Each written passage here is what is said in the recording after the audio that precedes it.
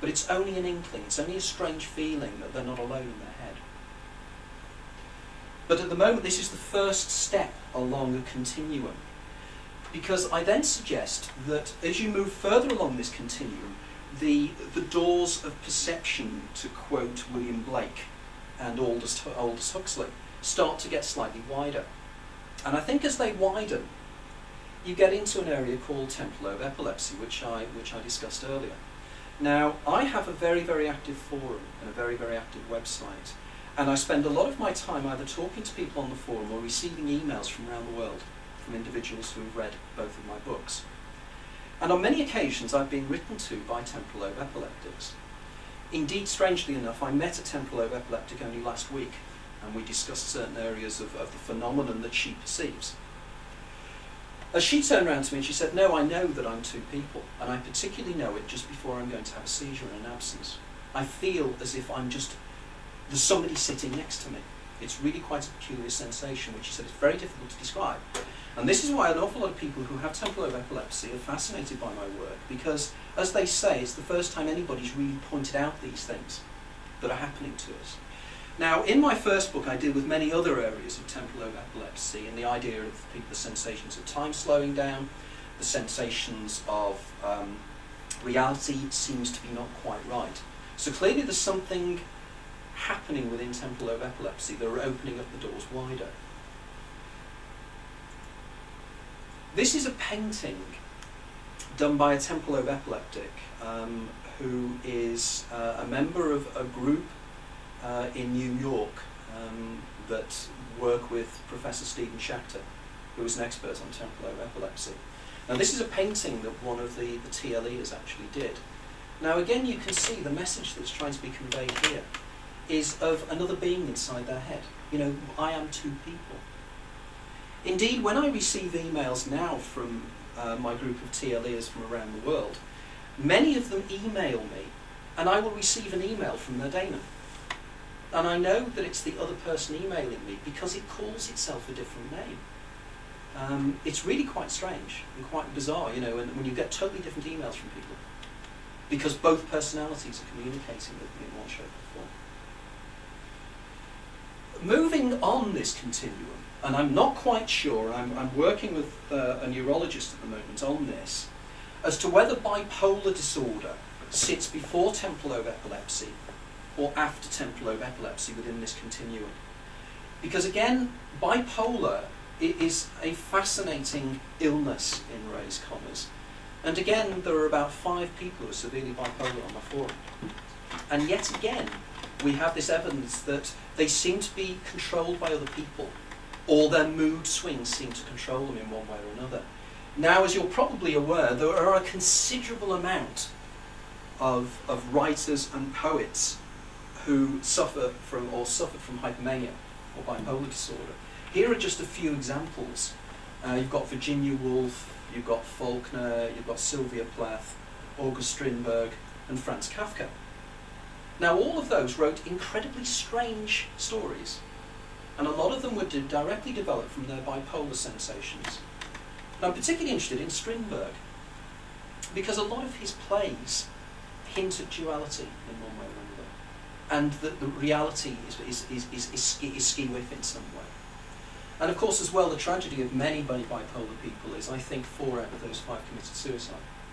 Because clearly the way they see the world and the mood swings that they have are so profound that they find it very difficult to continue living almost. Moving on, we've got the doors of perception opening wider and wider and wider. And there's a point where the doors of perception between the Daemon and the Eidolon are wide open. And that, I think, is schizophrenia. Because if you talk to schizophrenics, and I've talked to quite a few now, they will all say that there's this sensation of a splitting of their personality. And there is hyper-acute awareness of what's around them.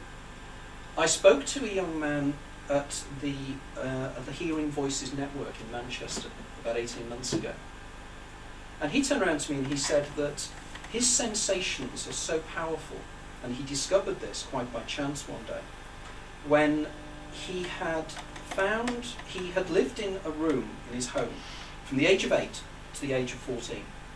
And whenever he was in this room, there was this continual noise. It was always there. There was this particular sound. And he got so used to it, it almost became part of the background to his life whenever he was in his bedroom. He went up to the room one day, and the sound wasn't there. And you know, it's rather like that sensation. You get used to a noise, and it becomes part of your background. When it's not there, you think, what's happened? What's different?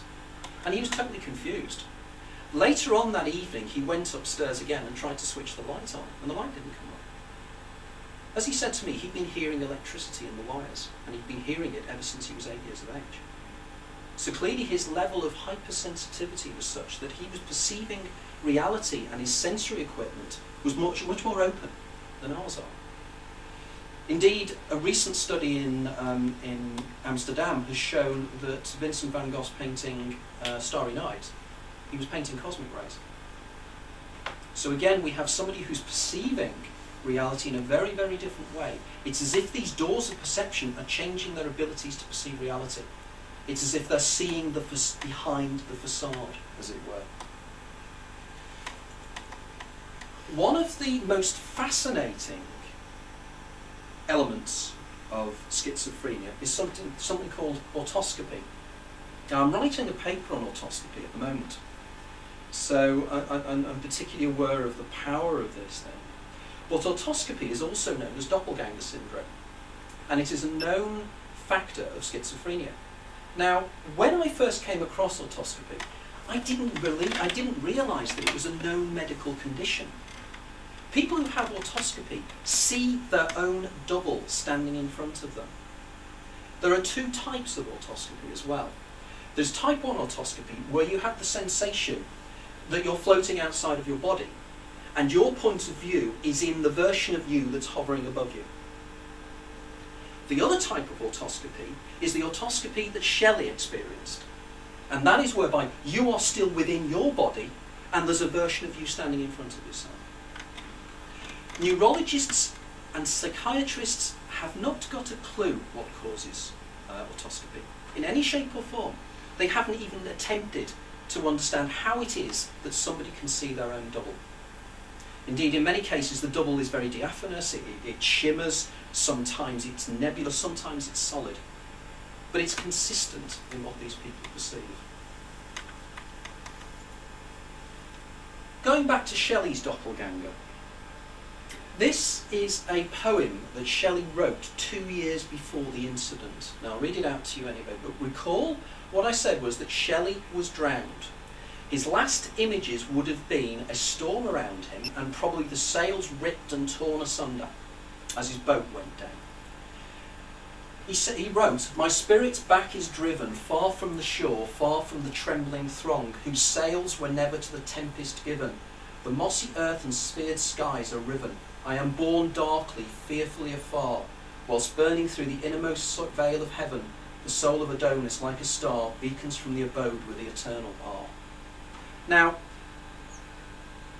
many of the temporal lobe epileptics and other individuals who have spoken to me say that they get flashes of the future, particularly when they're in the pre-seizure aura state. They just get flashes, like hypnopompic or hypnopompic,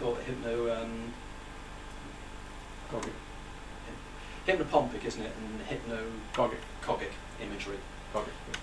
And it seems that it's the same kind of flashes, almost in your periphery vision of the future. Now, I wonder whether this is an example of this, where he's scattered images of his own death within this. Now, what I was also interested in is that, I don't normally mention this in talks, but there was another poem by Shelley called The Daemon of the World, where he discusses human duality, which I again cite in the book.